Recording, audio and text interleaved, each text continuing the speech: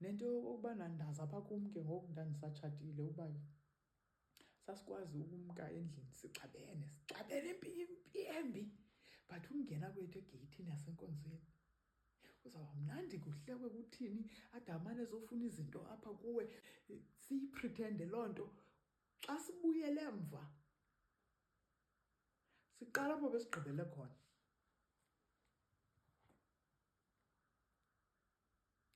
Yho, hayi i-hierarchy guys, i-hierarchy khona ndizazipowusta ezaa videos zalaa ndoda kuba ndizithandile. Andizukwazi uyichaza but uyichaza kakuhle. Umntu obeyifuna ofuna uyazi uba yenziwa njani as a Christian man, uyichaze kakuhle gqithi laa bhuti. Nam ndaqonda uba